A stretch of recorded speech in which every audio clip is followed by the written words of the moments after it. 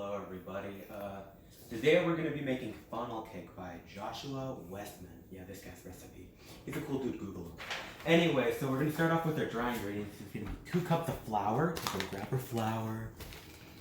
We're going to quickly go grab a measuring cup.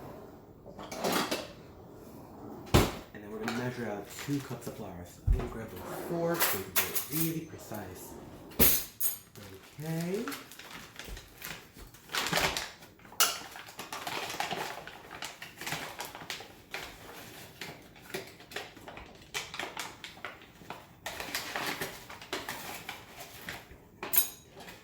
Okay, we're gonna do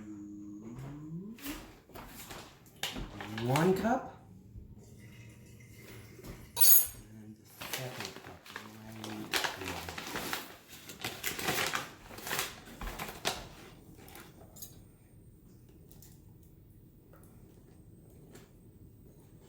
here. There we go, 2 cups.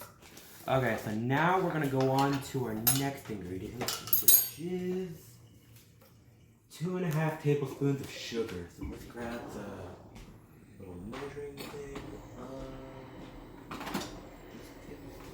Yeah, that's a tablespoon. Okay, and we need to get the sugar, which is over here, which we'll eventually just put into the bag like this. Put that over here so I don't mess it up. Now let's look at the sugar quick. Come on, sugar.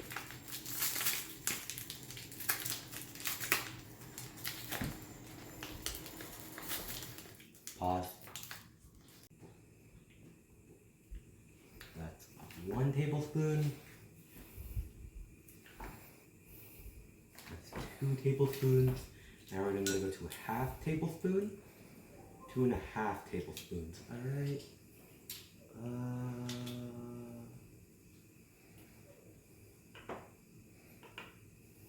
So we'll do that, and we'll do like a 1/2 one of these.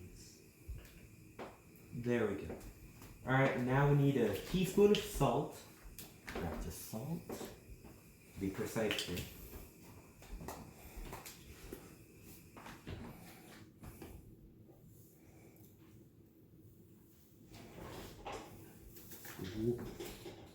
Want to overdo it. That's okay. Alright, and we're going to need a teaspoon of baking powder. Right here. Baking powder, not the soda powder.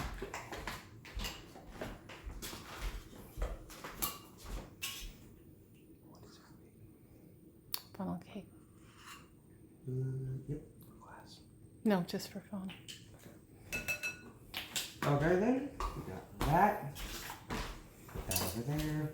Now we're going to go on to the wet ingredients. So we're going to switch bowls to a one with a spout. Make sure yours have a spout if you're doing this at home. We're going to put in 2 eggs, which are right over here, which I'm going to quickly go over to the sink. The cracking, cracking them not by the sink can be messy, so you can get salmonella and stuff. And now we're going to crack that in there. Be sure it's in there for now. Crack the second one. That there too. Okay, now we're going to go back over here, put the eggs in the container. You can put this over by the sink. And then we'll do that later. And grab a whisk.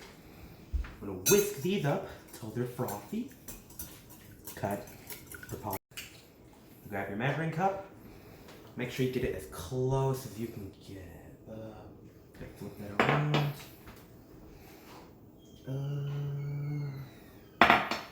It's gonna be just around between 1 cup. Right there. Doesn't have to be too exact, just as best as you can make it. Add it to the eggs, and then you whisk that together. And then once it all is combined, you want to add in your dry ingredients, and then start whisking that together. Cut. Okay, so we got our batter all mixed together, and I would recommend you use a squeeze bottle. Well, we couldn't find a squeeze bottle, so we're just using a water bottle with like one of those squeeze bottle caps. So we want you to carefully pour it in, usually using a funnel if you can. If you can't use a funnel, then that's fine too. But just be very careful. You don't want to get this everywhere. Your parents will be mad. Or whoever's with you is going to be mad. Alright.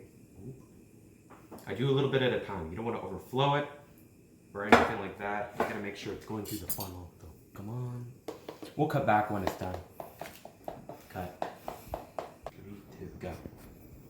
Okay, so we got most of the batter in. We didn't get all of it. We still have a little bit, which you can make more.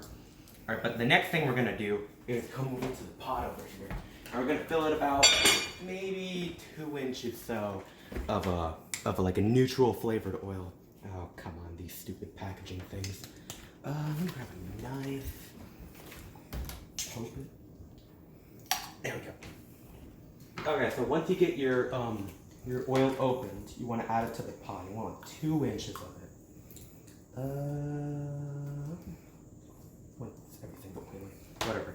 Anyway, you want to get 2 inches of it around the bottom of the pan. So you're going to dump in a reasonable amount of oil. That right there looks good. Alright, so after you put the oil in, I would recommend you grab some sort of digital thermometer. Make sure you put it to Fahrenheit because that's what I got written down in.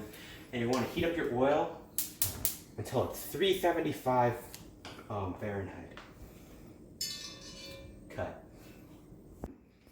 Okay, so our oil has gotten to 375.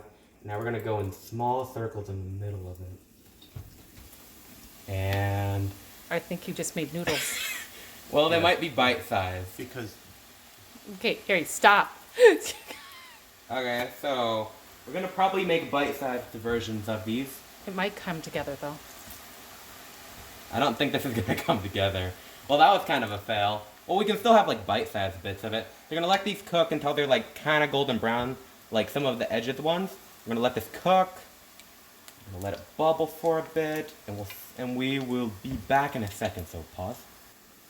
Okay, they are done. So we're gonna pull them out using a spider, and we're gonna pour them on the rack to cool and also drain. Some of them might fall through because we kind of screwed up on I think I used self-rising flour instead of normal flour. That was kind of an idiot move on me, but we can still taste the deliciousness.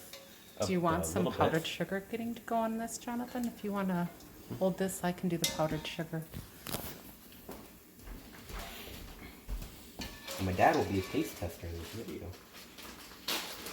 With the last little bits. Well, Here, do you want to put a little powdered sugar on? I think we did kind of good. We kind of failed. But we're gonna put some powdered sugar on these and see how they taste. All right, so let's grab the powdered sugar.